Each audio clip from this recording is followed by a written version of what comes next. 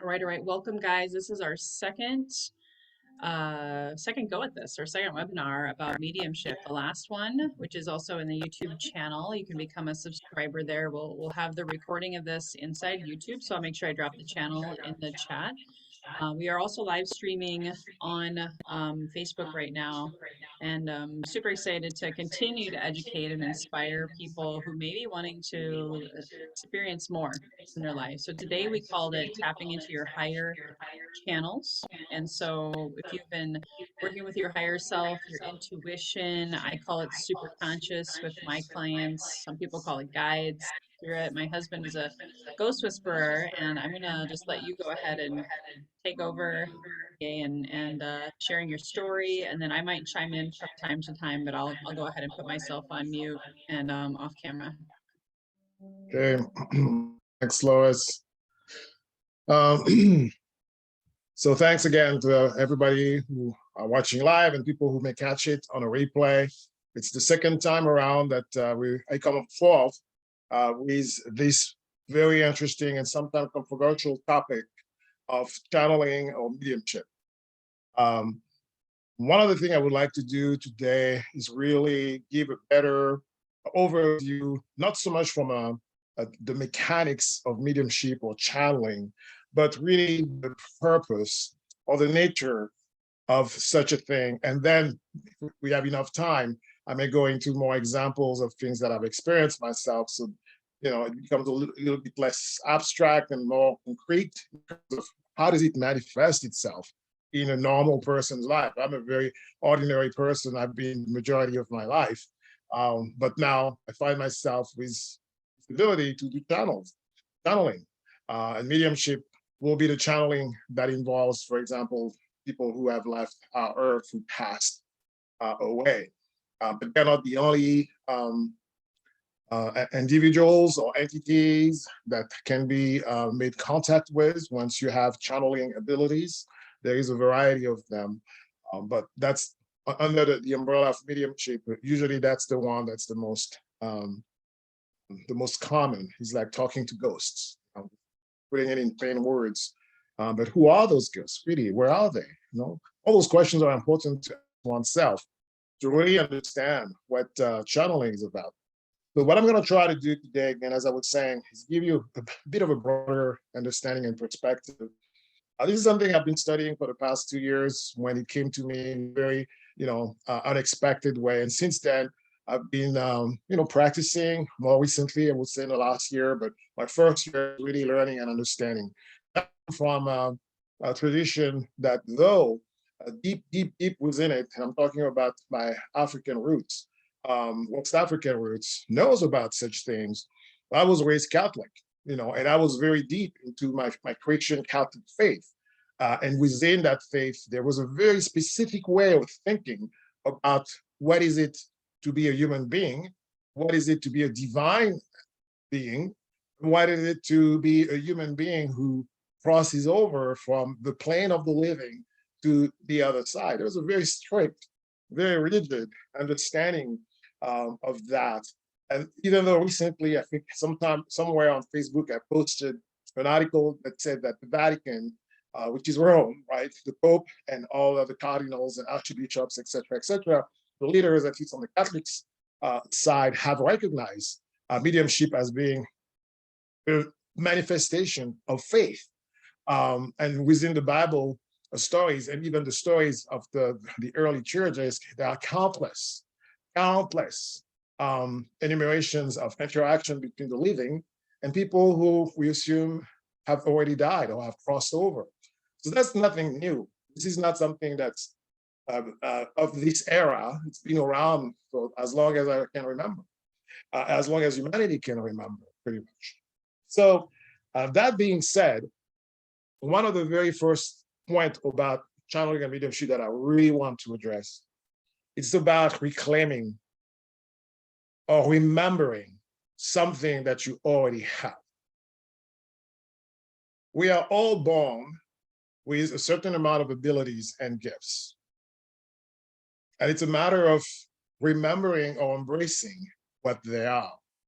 And I can guarantee you that every single one of those gifts that we were born with, or abilities that we're born with, came from the divine. All of them, without exception, because we were created from the divine.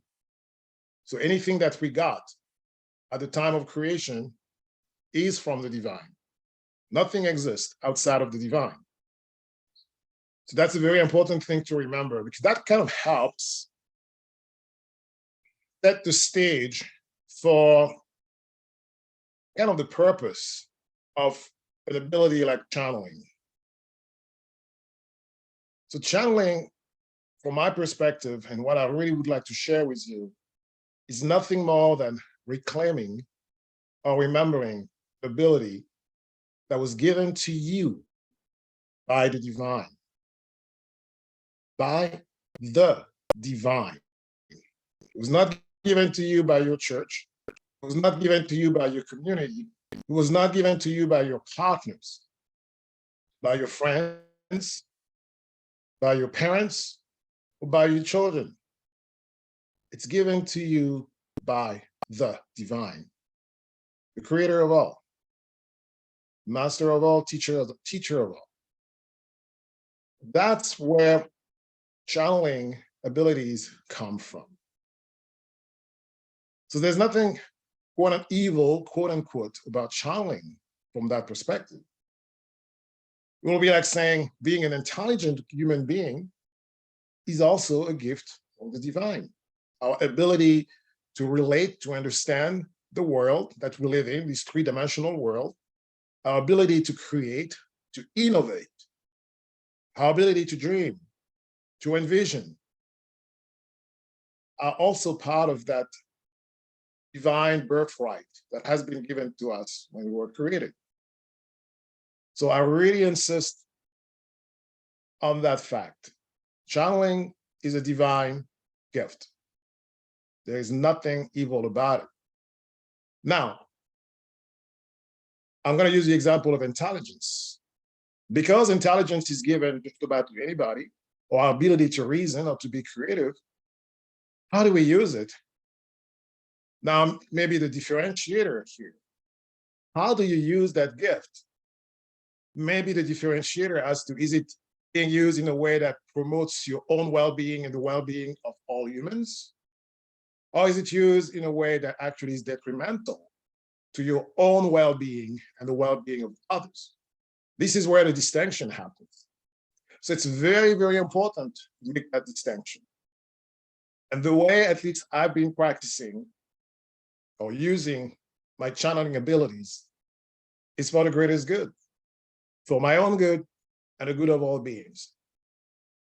And I wouldn't never want to be involved in any kind of channeling or mediumship activities that doesn't have that very precise goal or direction as the reason, the context, the purpose for using this ability. I'm very passionate about that because I do believe that when somebody taps into his channeling abilities or mediumship abilities, it's very important to figure out what is the divine, my divine purpose as a channeler or as a medium when I apply this ability. That means that you got to have some kind of a divine relationship here. And if the divine itself is just too big, too broad, too intimidating for you to embrace, just think about your higher self, part of yourself that actually is connected to that infinite creator. You have to have a very good, or you have to be willing to build a relationship between yourself and that side of you. Call it your soul, your spirit. And then where that's your soul and your spirit take you also is something to be eventually considered. So that's aspect number one, right? As I said, I wanted to share that as a very important and foundational element. Channeling or mediumship, nothing more than reclaiming or remembering a gift and ability that has been given to you by the divine.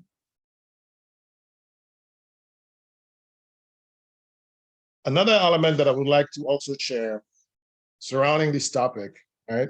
Before we get into the actual manifestations and tools and processes and rituals and things of that nature.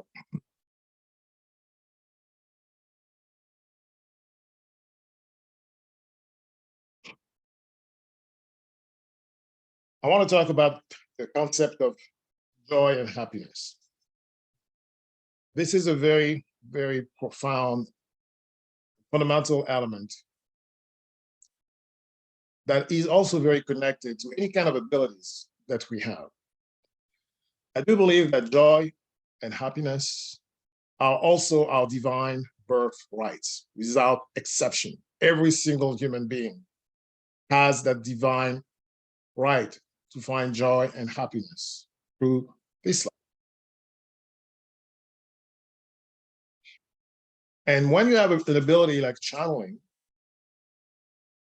or mediumship, I think it's one of the puzzle pieces that is given to you to help find that joy and happiness that lives nowhere else but inside yourself. Nowhere else but inside yourself. Because that also, you remember, it's a divine birthright. Joy and happiness exist within every single one of us. But then, I'm not going to find joy and happiness outside of myself. Forget about it. You'll be searching for eternity, you'll still be searching. It's a divine birthright that you already have, that everybody has. So when you channel or when you do your mediumship, you got to figure out how does that map or meshes or connects with your pursuit of happiness and joy, which is already within you. So that forces you to go within, to start looking inside of you first, to clarify the context of your practice. Are you using these channeling abilities just to make money, or to be famous, or to be influential, or to manipulate the world to your own gain, for your own gain? And does that really make you happy at the end of the day? If there are conflicts or friction, when those questions are being asked to yourself, by yourself, then you need to do a little bit more digging. You have to be able to go and do some introspection, some meditation, some reflection, some prayers, and find counsel about where and what that friction is all about. I do believe that there is an endless abundance of happiness that comes from the divine. I don't think that the divine is a greedy entity that, piecemeals how much happiness is given to one person versus another. It's infinite. The definition of infinite means there is no boundary, there is no end. So there is infinite potential for sharing and receiving happiness and joy. So I really want to insist on that, to kind of give people a better context around what motivates at least my practice of mediumship and channeling. It's nothing outside of serving the divine and my own purpose as it relates to the divine will, plan, vision, myself, why I was created, why I came to this earth. So these are very profound, very intimate elements that I do believe that most channelers should take time to reflect on as they decide to embark on this journey of practicing, evolving, and using their abilities to serve their community. Okay. Another very important thing, so I got a few notes here. Everything about channeling is a natural thing. That means practice itself. And the channel is about, the definition of channel is, or a medium is a connection, a communication path, or a connector between two different things or multiple different things. And I say that this is natural. It means the communication path is a natural thing, also comes from the divine. Whichever way your channeling manifests, through seeing, hearing, feeling, smelling, knowing. It's all, these are all natural processes that have been given to the human being. What comes from the other side is also a natural place or a natural thing. Maybe not a thing, but it's still a natural thing. And so are you, as a human being who is the channeler, you are still also a natural thing. Everything about channeling is within the world of the vaster, broader spectrum of what are the natural elements of our existence. It only happens that some societies or cultures decide to put an emphasis on particular areas of the natural world that surrounds us. And some people find comfort in that particular space, whatever it is that is the ones that they relate to, that they feel comfortable, they feel safe in, and then they tend to blend, not blend it, they turn a blind eye to everything that's outside of it. Does that mean that it does not exist? Oh, it still exists because it's part of the divine creation. When people see ghosts and they try to ignore their existence, they're only denying themselves their ability to connect to what actually is part of the natural order of things. I want you to reflect on that. Very important. There are realms behind our very own here. This physical realm is just one of many. In most of the deep spiritual traditions of Earth, they will talk about that. Because a lot of those teachers and wise people, and men and women of those cultural traditions all around the world, it doesn't matter which continent you go to, always has a concept of many dimensions of existence.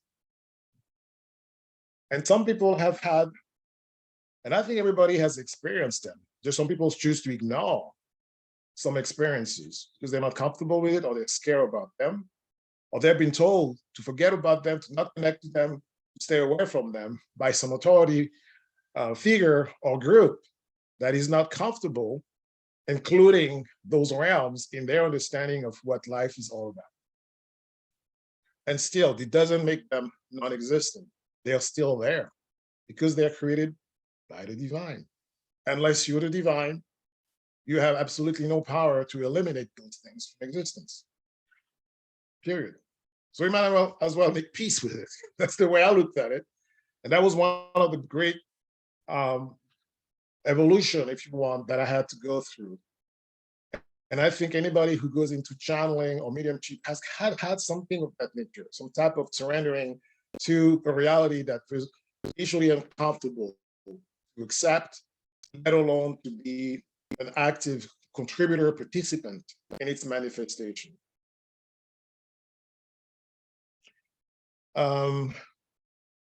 Third point that I would like to cover to kind of also give a better understanding of what mediumship involves is pain, suffering. These are not pleasant things. Pain, suffering, trauma, and all the different forms that it can take are realities. It's again part of that same makeup of the world, the broader world that we live in. But here is another thing that I've discovered through my mediumship and through my practice of it, is that all of these not so pleasant things that happens for us actually are meant to help us reclaim again in some form or manner, and there is a timeline for everything, our true divine nature. Again, that happiness, that joy, that is our divine heritage. A lot of time we call these difficult times, difficult experiences, cycles in our lives, shadow. It's a term that's used around, the spiritual community and even sometimes the religious community. Dark night of the soul, which are these moments in your life where you actually have to deal with very unpleasant emotions, facts, truth about yourself. Some of it sometimes are just wrapped up into traumatic experiences that are buried within your being. And it takes some serious, I'm not kidding, some serious work on yourself to uncover or discover what those shadows are. And here is the most beautiful thing that I've discovered. The shadows are there to help the light shine brighter. I use an example, very, pictorial. During the daytime, how far can you see? In a beautiful sunny day, blue skies, and let's say you're in a natural environment on top of a mountain. You're like, oh my God, I can see as far as the horizon. And as far as my human eyes capabilities can see from one person to the next, it may vary. But you'll be like, yeah, I can see so far. So I live in San Diego County, and we went to a Palomar Mountain once with our kids to just, go up the mountain. And as we kept going up the mountain, we were able to see islands that were so far in the ocean, like San Clemente Island, Catalina Island. And we were all like, oh my God, we can see Catalina, we can see San Clemente Island from Paloma. She's somewhere in San Diego County, Paloma Mountain. So on a really bright, sunny day, this is how far you can see. Then I have another question. Think about a dark night, new moon night, but also clear sky, no clouds, no covers, no marine layer, nothing, just clear skies. And I ask you the same question, how far can you see? And if you look up and you look at the sky, you can see pretty damn far in the shadow. Much farther than you ever could imagine you could see. Some of those stars that you see, sometimes people can see constellations with the naked eye or planets. They are so much farther away than the horizon and the blue sky that we were able to see, and even the sun we are able to see during daytime. I think there is a lot of wisdom in that fact. How far can you see on a sunny, clear day? How far can you see on a clear, dark night? So reflect on that. The shadow, again, is there to help us, to help the light shine better, or to help us recognize that there is light even in the darkest places. And that's what shadow work is about. That's what going inside and discovering all the obstacles, all the traumas, all the vulnerabilities that we have, which are part of our human nature. There's nothing bad about that. It's who we are. We decided to be vulnerable as humans so we can experience those things too. As unpleasant as they can be when we're experiencing them, they do serve a purpose. Finding that purpose and being okay with accepting its purpose, surrendering to its purpose, it's such a powerful realization. And I will tell, if you want to do some serious channeling or mediumship work, you're going to have to do some serious shadow work. You're going to have to go deep, look in the dark, in the shadow of yourself. Out of other people, no. Work starts right here and continues right here within yourself. Shadow work never ends. I'm going to be doing my shadow work to the day I die from this lifetime. I know it, and I've accepted that. And once you find yourself with these realizations, kind of better understanding what your divine birthright is, what are the conditions or limitations or processes of your human nature, including shadow work, then your channeling and mediumship takes a very, very special meaning. And that's what happened to me. When I lost my father in the year 2017, without having a chance to see him for almost 10 years. And he died suddenly, no pain whatsoever, just went to sleep and passed away. And he died in West Africa, in Cote d'Ivoire, the country I'm from. And I heard the news, I was devastated. I'm like, oh my God, I didn't even have a chance to meet all my children. I only met my first child, who's now 20. We didn't meet my most recent ones. I have a 9-year-old and a 13-year-old as of today. They haven't met their grandfather. He hasn't had a chance to sit down with my current wife. I had a wife before I divorced. Now I've been 14 years happily married, mostly happily married with my current wife, and we're working diligently to make that a happy marriage, she and I. But my father, I hadn't had a chance to bring my wife and my most recent 2 kids to him and say, hey, Dad, these are your grandkids. Hey, Dad, this is my wife. That opportunity was taken from me from the fact that he died so suddenly. And I suffered from it.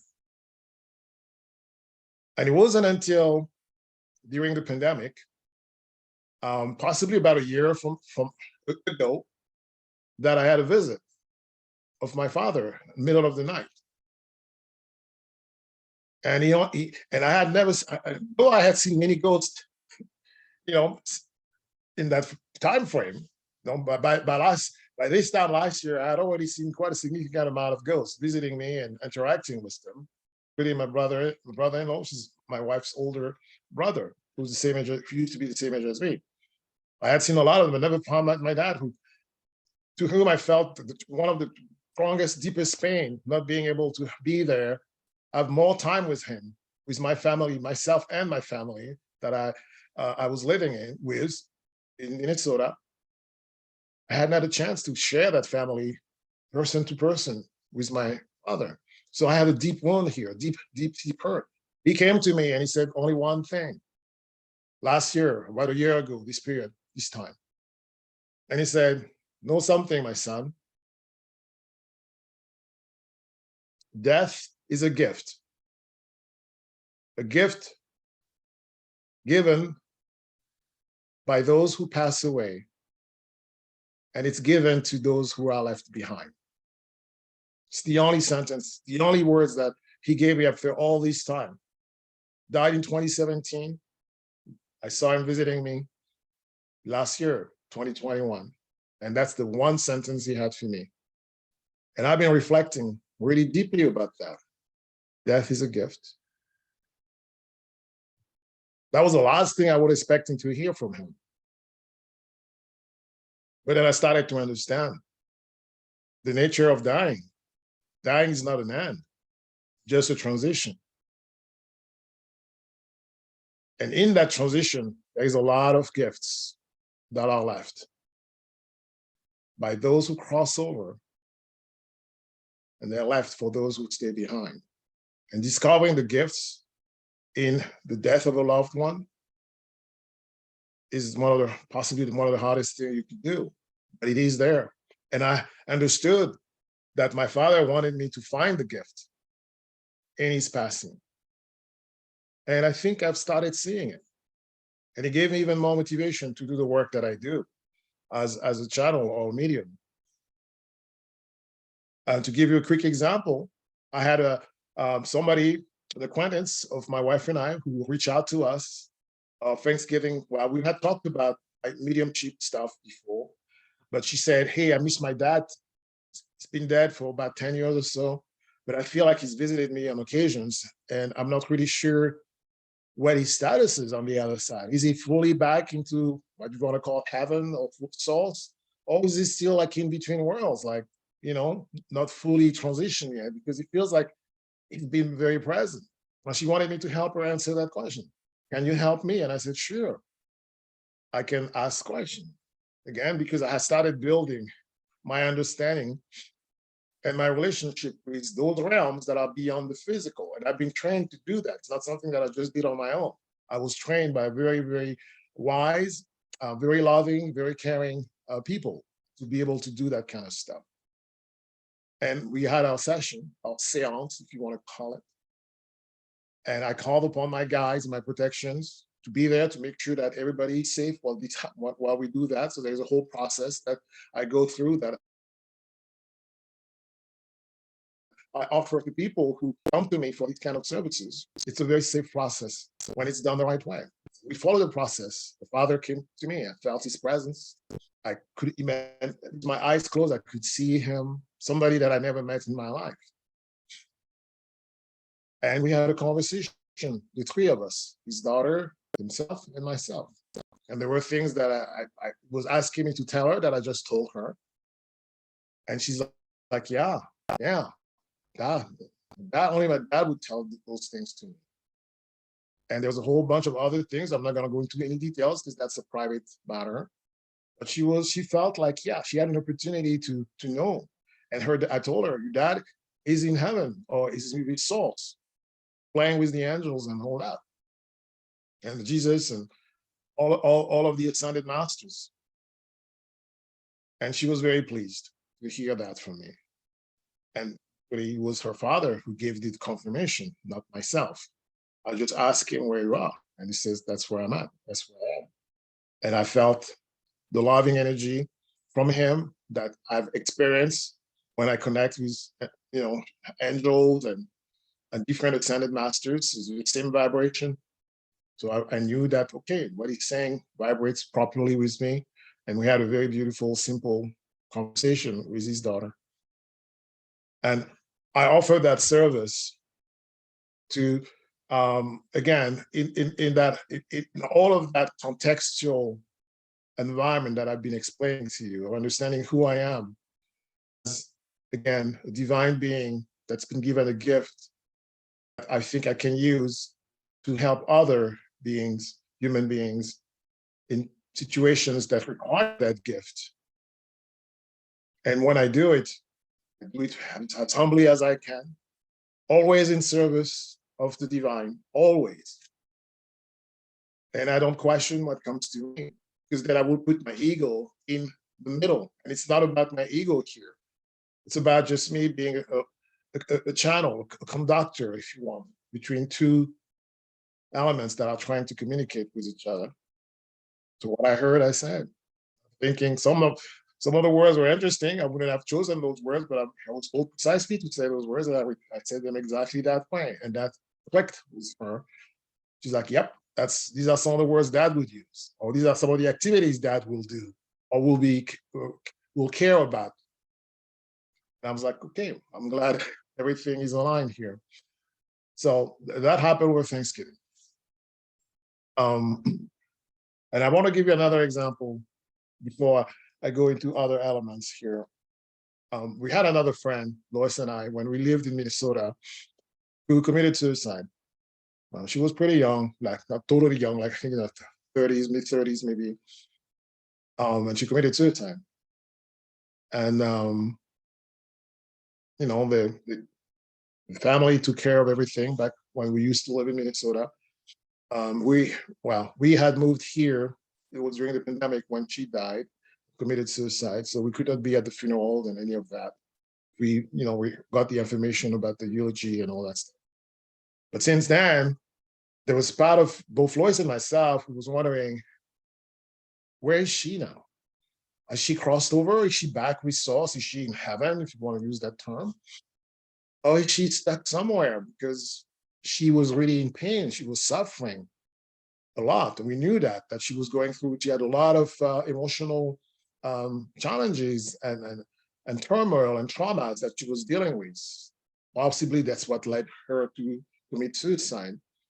So Lois and I are like, hey, Lois, I've been building this ability called channeling and mediumship. I've helped, by that time I had helped about 260 souls cross into the light. There were people who died, but they had not crossed over. They were still in limbo. And they came to me at different points over the past year, about 260 now, that I've helped cross over. I'm like, I haven't seen her. She was never one of, the souls that came to me. And then we said, well, is there a way to find out? And I'm like, why not? Let's give it a shot.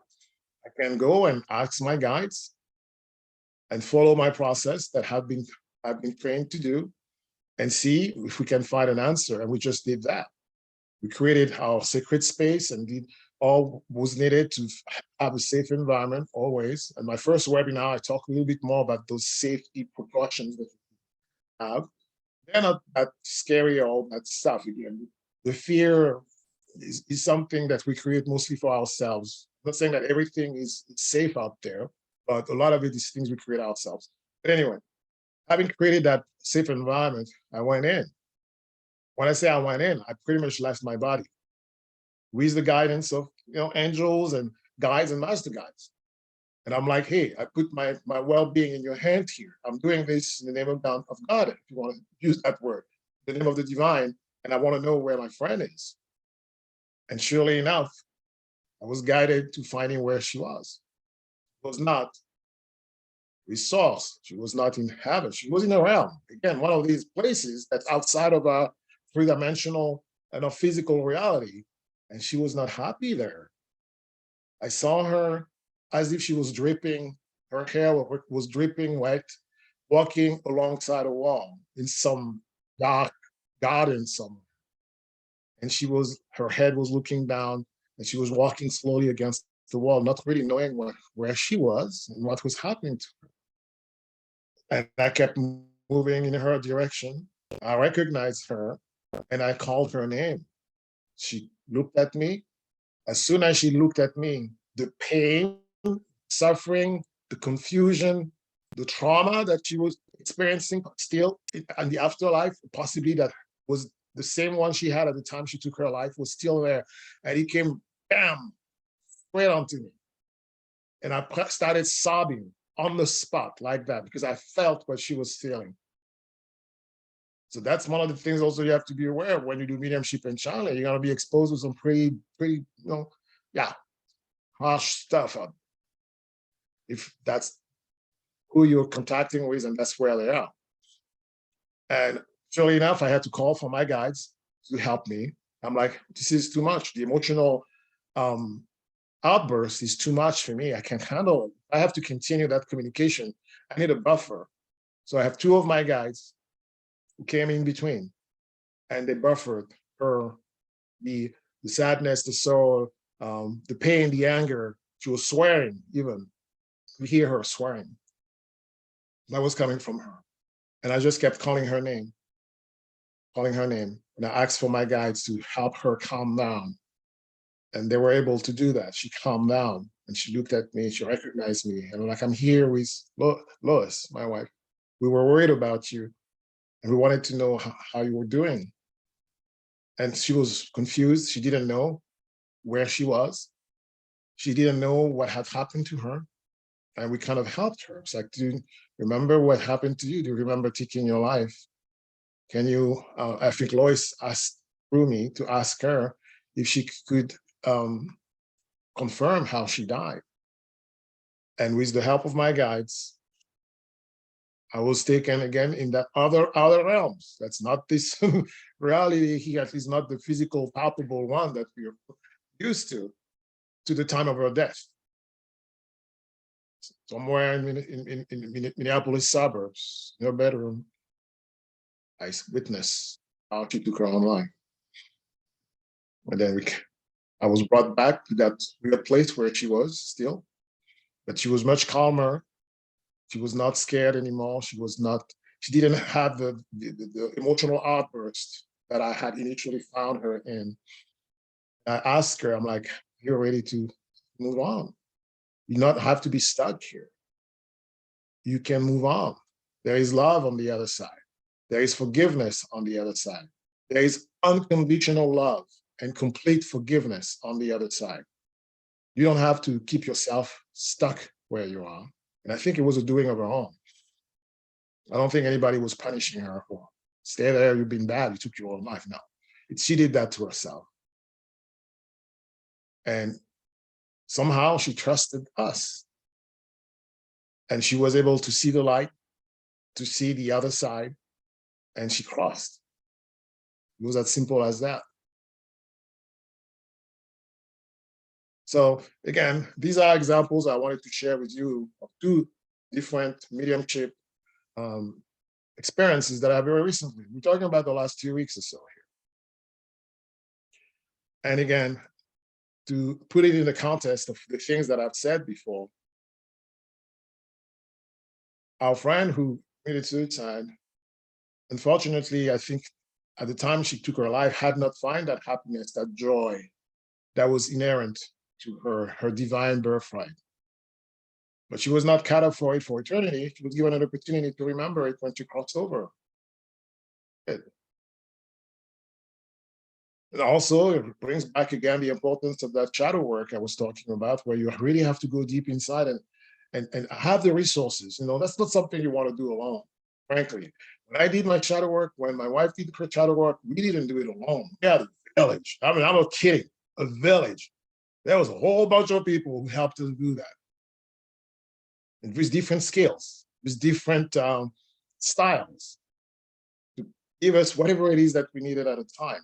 And also, it was a financial investment. We decided to do it no matter what, because we want to find ourselves. I want to be able to feel that joy again. I want to feel that birthright to be a child of the divine.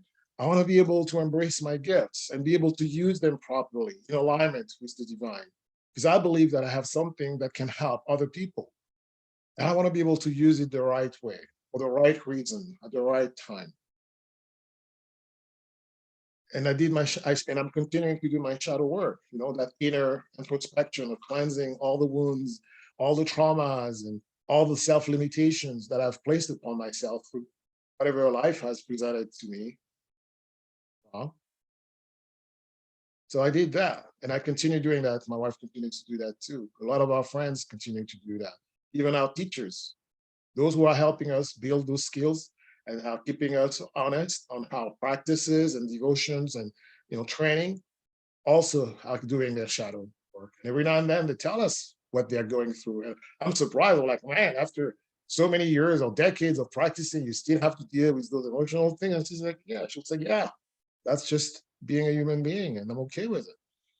And I'm like, okay, that gives me a better idea of what to expect for myself. But the shadow work, again, I would insist, is so important for so many reasons. And as a channeler, it should be something that is very present as part of, even at the beginning. I think the beginning of my channeling and mediumship was shadow work. My own teachers, it took me through a lot of that. And when I was telling you guys that I have helped about 260 or so souls cross over into the light, they were stuck. Every single one of those souls, when they crossed over, told me their names. The great majority of them showed me how they died. So I would say about 80% of them, where it happened, which city, which city, state, continent, wherever was appropriate at the time for me to know. And with each one of those deaths, I've learned so much. But I was trying to learn that lesson that my dad told me. Death is a gift given by those who cross over for those who stay behind. I was being trained to understand the meaning of those words, very profound meaning of those 460 or so souls that I've helped in less than a year cross over, witness their death. Without judgment, I was asked to witness. That word is very important. Witness their death.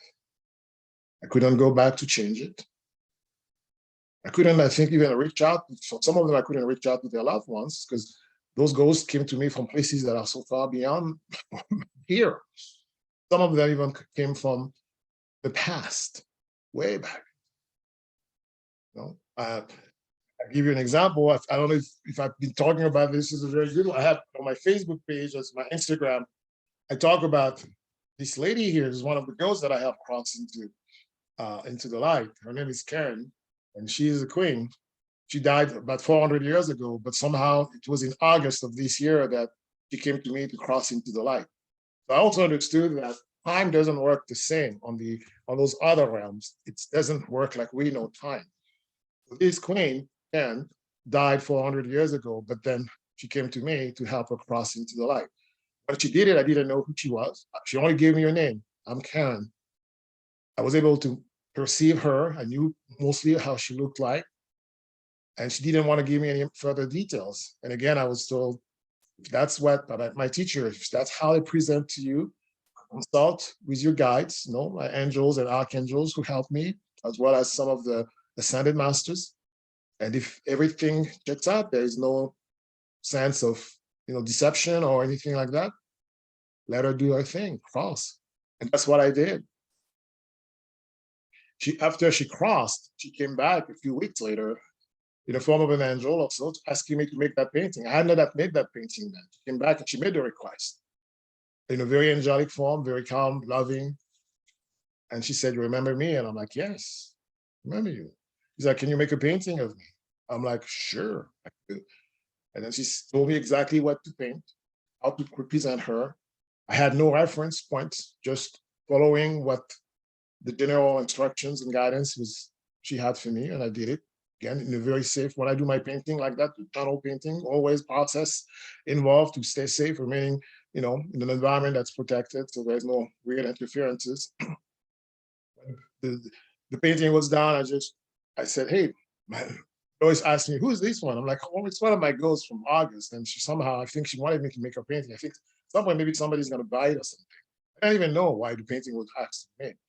Just did it because I was requested to do that. He felt that the right thing to do. When the painting was done, I didn't give it any other thought. I still only knew that her name was Karen. I didn't know anything else about her. I went to bed and I had a dream where I was approached by some guy from the ancient times on some type of chariots or whatever, like a valet or some sort of butler, if you want to call that. And he says, "She's ready to see you now." And I was like, "Okay, who's ready?" And he's like, "Come with me, you'll see." And I get in the vehicle. He takes me to some castle. I recognize the landscape because I lived in Europe, grew up 10 years there.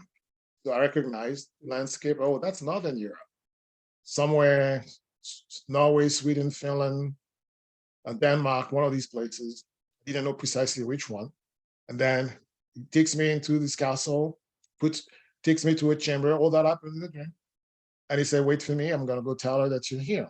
And he goes in and he comes back and says, "She's ready to see you." And he opens a big door and, it's a big castle.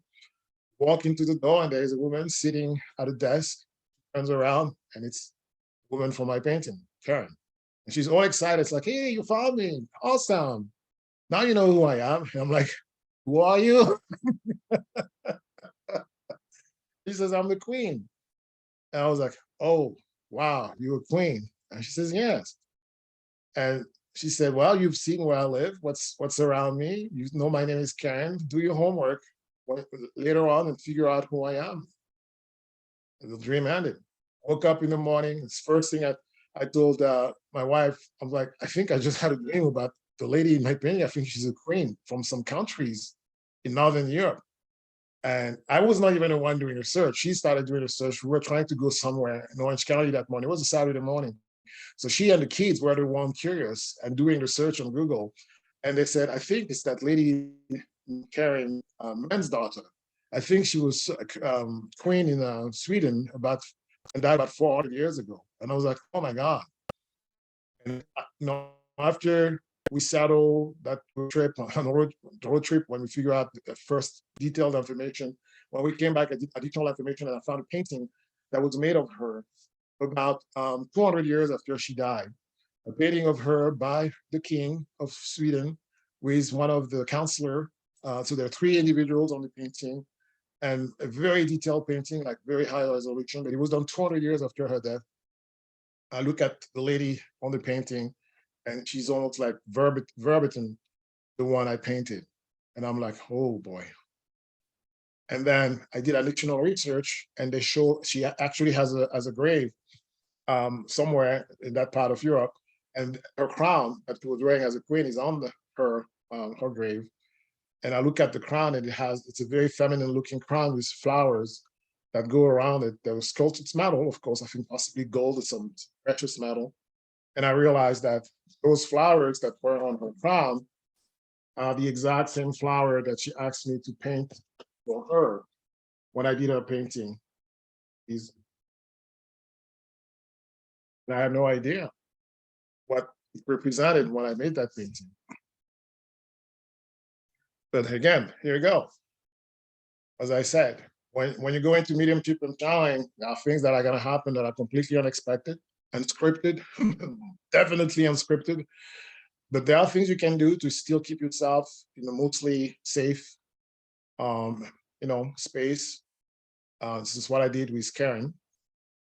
And then I think in a dream, she was telling me that she wanted to become one of my guardian angels. And Shirley said, yes, of course, feel free. I could use more help here in this work. And that you also helped me with a lot of my painting stuff, which I'm like, hey, why not? You know, I'm willing to get any help I can. And this is a work, it's a labor of love, but there is also a way to make a living out of it, which is something I'm building with the help of my beautiful wife, and very talented at this kind of stuff of understanding the business savviness behind even spiritual services.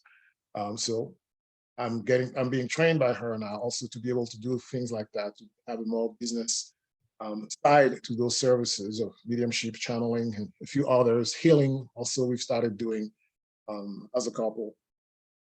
So anyway, that's really the meat of what I wanted to share with you today, to kind of recap some of the main points that I've covered. As I said, you know, being a channel or a medium really is reclaiming or remembering something that is a divine gift or abilities that was given to you. There is nothing unnatural about it. It's very natural. It's a blessing. And remembering the abundant nature of the divine that wants us to be happy, to be joyful. It's our true nature. And one of those paths to remembering our joy and happiness is to confront our shadows. Remember the story about how far can you see during the day? How far can you see during the light? It's a good way to kind of remember that lesson. And then some of the examples I've told you about my own father, when he told me that death is a gift, as well as the examples that I've given you of the past 2 weeks. You know, our friend, acquaintance who wanted to talk to her dad on Thanksgiving Day, and then the other friend that Lois and I had who committed suicide, how with Lois and myself, we did kind of together. I was more active in it, but she was there also when the whole thing was taking place, helping her cross over. And then the story of Karen, a queen of some kingdom in Sweden 400 years ago, passed away. But then in August of this year, made contact with me and I wants to be a guardian angel to me after all the adventures that she put me through. So that's the meat of the material I wanted to share with you. Lois, I don't know if you want to take over, if you have questions. No, I'm ready. Sure, I can come back. Thank you, Kendra, so much. And I apologize for my lighting. It really sucks right now. Wanting to tune in. If Kendra has questions, I know someone was also watching in our Facebook group. Just while I'm mentioning that, I'll drop in the chat if you would like the recording, because there was a lot in there, Didier. I love that you covered shadow work, of course, and I would love to see if Kendra has any questions. You can put them in the Q&A feature, Kendra. We like to reward the people who come, and maybe even tell us a little about why you showed up, why you're wanting to tap into your higher channels, and then I could even maybe share a little bit, if you don't mind, Didier, just my own experience with it. You know, I had been stricken by a lot of grief. I know as a child I was very connected to the divine, very connected to my higher self. And 2 years ago, I was a binge drinking workaholic. And, you know, I come from a lot of people in my life who've committed suicide. It's really strange. I've had 10 friends commit suicide. I've lost both my parents, my brother, a lot of friends to alcoholism, addiction. And I truly believe this is, you know, me not having like any quote unquote proof. But since I've had so many people die in my life of all of those reasons, I truly believe that those people had spiritual gifts, divine gifts, channeling abilities, but society doesn't really support that. My mom was diagnosed schizophrenic, for example. Lots of people have depression, mental illness, and we've had now joint clients who all of a sudden they're connecting to their guides, they're hearing voices, and you know, usually if you hear voices, you get locked up or judged at the very least, right? And people think you're weird, but we welcome all conversations. We don't judge. We're so safe. We've seen it all, we've heard it all. My connection with a lot of my guides started through plant medicine because I was so stricken with grief. I was so stricken with pain and childhood trauma, and I had never really released any of it. And so for 14 years, I was lost, dazed, confused, thought I was happy to DDA's point about happiness. And I wasn't because I was looking outside myself for all the answers. So a lot of times I was conforming and becoming someone that I wasn't. And so through a lot of deep dive plant medicine journeys, I've sat with ayahuasca and magic mushrooms over 40 times, did a lot of microdosing. I have a lot of great resources. If you guys are open to that, I can refer you. And then, now I do ancestral regression, mother wound, father wound regression, grief work, and a lot of shadow work with my clients and tapping into their higher self through the super conscious regressions and visualizations and things. So everyone has a different path. Didier opened up his divine channel his way, I open mine my way. And we really truly want to be an open community. We actually just started a Facebook community as well, Kendra. So if you'd like to join us, I'll drop that in the chat. She does have a question. Um, yeah, thank you, Kendra. I'm sorry, I'm not laughing at you. I'm laughing with you. Like, yeah. It's a lot to process. Trauma has brought this gift out, and I'm ready to learn how to not feel crazy. So yes, yes, and I guess actually, since if you have a specific question, feel free to type that also. I don't see a question there, but thank you for sharing. I do believe that, yeah, in 2020, when I had multiple friends commit suicide, my brother died, my mother died, it was like something inside of me started waking up. And Didier and I are actually working with another spiritual mentor who wrote The Closet Spiritualist, and a lot of people are coming out of the closet now. Mhm. A lot of people are getting the voices or getting premonitions, or they're feeling different parts of their body waking up. Like my hands go crazy. I'm a hand channeler. Like right now I'm talking about them, so they're buzzing.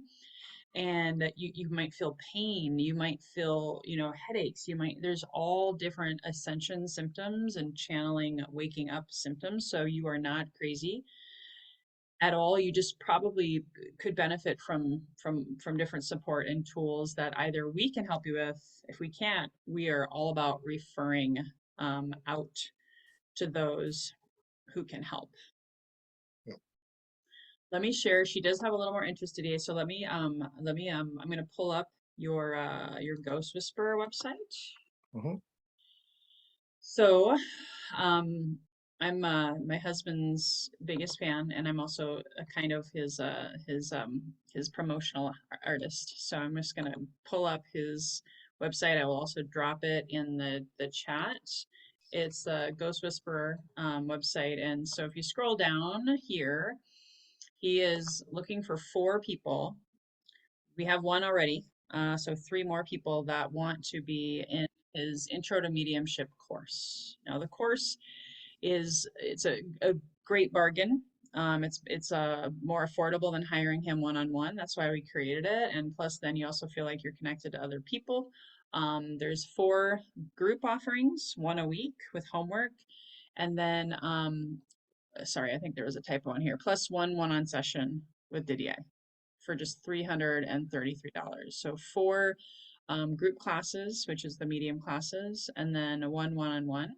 And then if you want to hire Didier by the hour to have some channeling mentorship where you expand your gifts safely and much faster, because that's exactly what Didier had. He had a group mentorship, and he also had essentially a coach, we'll call her, for a Mhm. year. Every week, he met with her for a whole year. That was part of his path. And then you can hire him right here. You can click on that. And we also, Kendra, I believe you're in California, not that you need to come our way, but we also do in-person healings and work and helping you develop your channeling gifts in person down here in North County, San Diego. So if you feel like hiring Didier, if you want to check out the course, you have those links there. And then of course, if you're really, really just not sure, you can actually book a 20-minute consultation with him as well. And we can, I'll drop there's a phone number that we both are connected to. So you can text that number, Kendra, if you would rather go ahead and book a consultation. And then I'll also invite you to our new Facebook group that's all about breaking ancestral curses for health and wealth. I guess that'll be the last thing I'll say, and then I'll turn it over to you.